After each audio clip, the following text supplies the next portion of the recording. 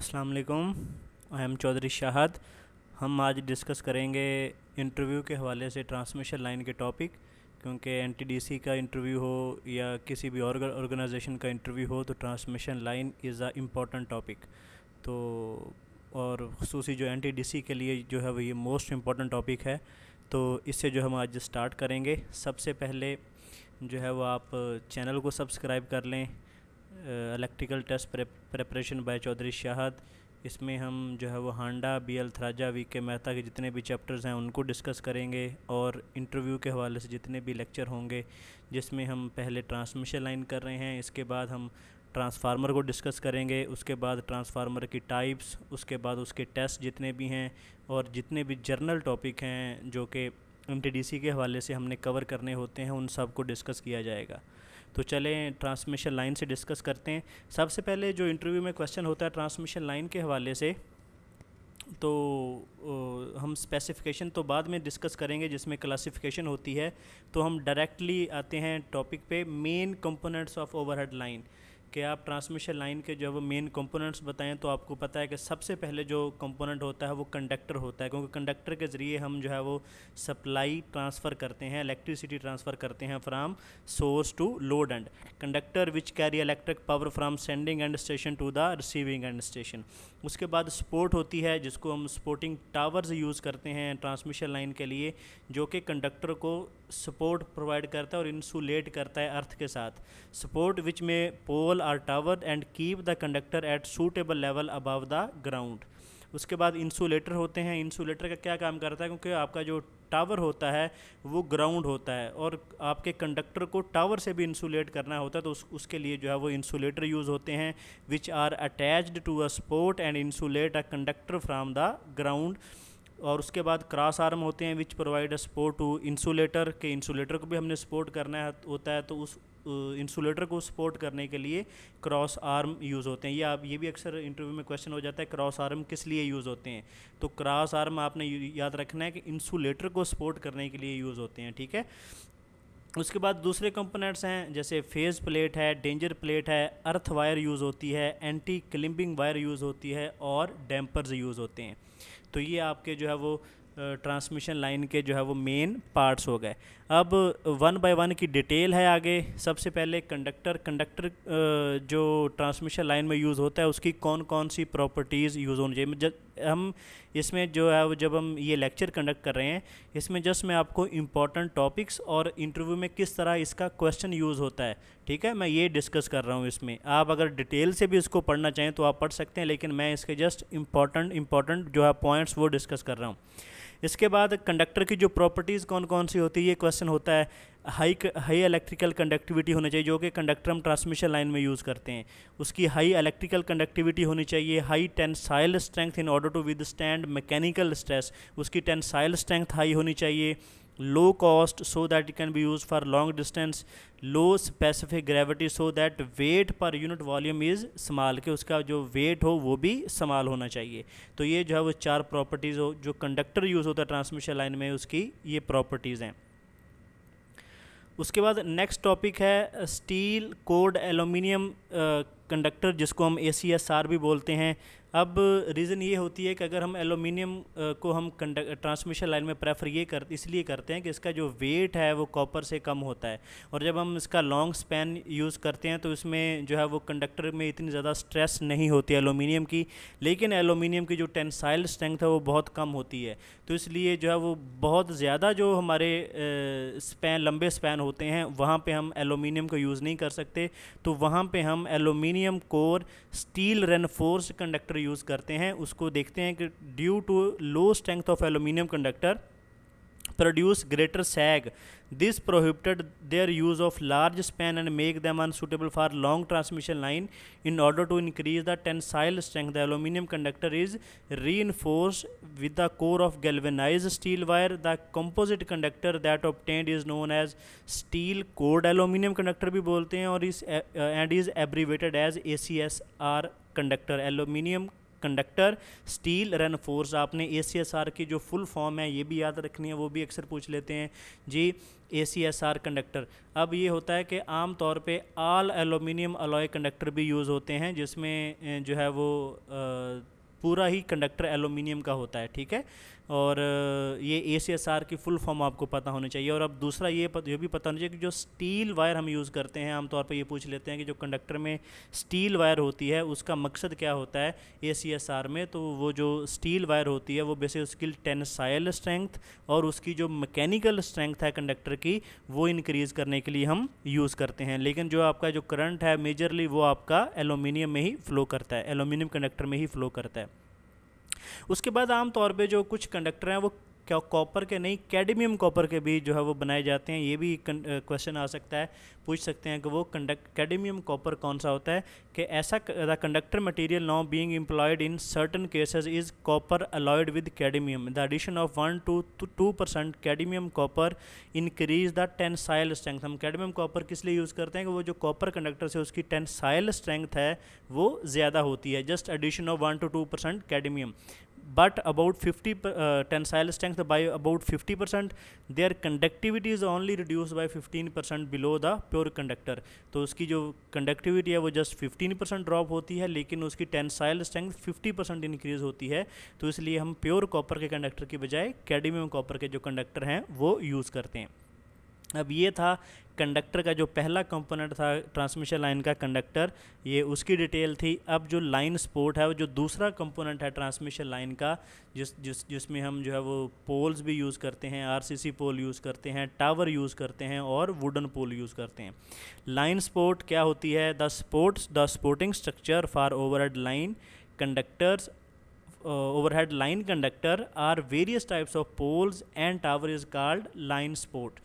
तो line support की कौन कौन सी प्रॉपर्टीज़ होनी चाहिए ये भी आपको पता होना चाहिए कि उसकी high mechanical strength to withstand the weight of conductor and wind load, उसका लाइट इन वेट होने चाहिए without the loss of mechanical strength, cheap in cost होने चाहिए and economical to maintain and longer life होनी चाहिए and easy accessibility of conductor for maintenance. तो ये थी जो है वो आपके लाइन सपोर्ट की properties. The line support use for transmission line और distribution of electric power various types of including wooden pole use करते हैं हम, स्टील पोल यूज़ करते हैं, RCC पोल यूज़ करते हैं and latest steel tower use करते हैं। वुडन पोल आपके 11 kV तक यूज़ होते हैं, स्टील पोल भी आपके जो है वो हाई भी यूज़ होते हैं और लो 132 kV पे भी यूज़ होते हैं, 11 kV पे भी यूज़ होते हैं और आपके 220 kV पे भी यूज़ होते हैं। RCC पोल जो भी हैं आपके ये भी 11 kV तक यूज़ होते हैं और लेटेस्ट स्टील जो टावर हैं ये आपके 132 एंड जो जितने भी अबव 220 kV है, 500 kV है या 765 kV है, ये इन सब पे आपके यूज़ होते हैं। ये आपने याद रखना है कि पाकिस्तान में वो अक्सर पूछते हैं कि जो हाई वोल्टेज AC की जो ट्रांसमिशन लाइन है, करंटली 500 kV AC की ट्रांसमिशन लाइन आपकी हाईएस्ट वोल्टेज की है, लेकिन 765 kV AC की जो लाइन है वो अंडर कंस्ट्रक्शन है, लेकिन अभी वो एनर्जाइज नहीं हुई। ये भी आपने बताना है। अगर वो ये पूछे कि आपके पाकिस्तान में जो है वो हाई वोल्टेज की जो लाइन है वो कितने वोल्ट की है, 500 kV की एनर्जाइज स्टेट में है, 765 kV की भी एक लाइन बन रही है जो कि अभी कंस्ट्रक्शन स्टेज में है, लेकिन DC में आपकी जो है वो 660 वोल्ट प्लस माइनस में जो है वो आपकी HVDC की लाइन जो है वो अभी एनर्जाइज स्टेट में है। अब उसके बाद 1 by 1 की डिटेल है। वुडन पोल हम 11 kV में यूज़ करते हैं और आम तौर पे ये आपके 50 मीटर इसका स्पैन होता है, ये आपके यूज़ होते हैं। उसके बाद स्टील पोल भी हम यूज़ करते हैं। The pole often use for substitute for wooden pole the possess greater mechanical strength, longer life and permit longer span to be use, मतलब इसका वुडन पोल से भी लॉन्गर स्पैन होता है।